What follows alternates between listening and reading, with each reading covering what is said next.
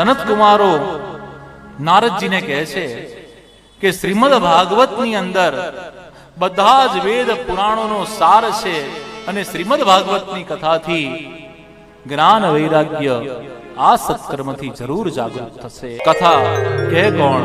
સનત કુમારો કહે છે કે અમને કોઈ વક્તા મળે તો અમે શ્રોતા થઈએ છીએ અને કોઈ સાંભળવા વાળા મળે તો અમે વક્તા થઈએ છીએ. સનત કુમારો કહે છે અમે કથા કહીશું. નારદજી કહે છે કે હું શ્રોતા થઈશ, પરંતુ આપણે આ કથા અહીંયા નહીં, આપણે ગંગા દ્વારે જઈને આ કથા કરીએ. એટલે ગંગા દ્વારે આનંદ નામના ઘાટ ઉપર નારદજી પહોંચ્યા છે. સનત કુમારો કથા કહેવા માટે તૈયાર થયા છે અને નારદજી કથા સાંભળી રહ્યા છે. આ સાંભળી સનત કુમારો કથા કરી રહ્યા છે.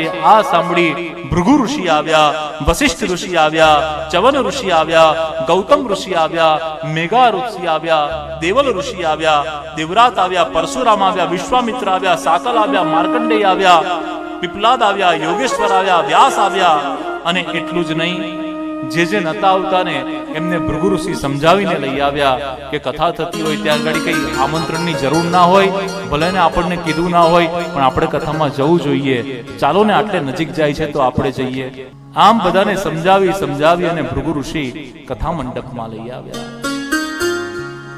સનત કુમારોએ કથાના મહાત્મયની પ્રારંભ કરી અને મહાત્મય વર્ણન કરવાનો પ્રારંભ કરતા ભાગવતજીનો મહિમા વર્ણન કરતા કહે છે, આ કઈ એક વખત સાંભળવાની નથી.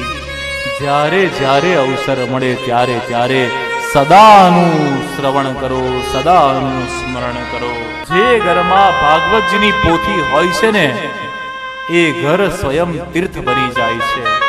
જે ઘરમાં ભાગવતનો અડધો કે ચતુર્થાંશ શ્લોક પણ બોલાય છે ત્યાં રાજસૂય અને અશ્વમેઘ યજ્ઞ કર્યાનું ફળ પ્રાપ્ત થાય છે.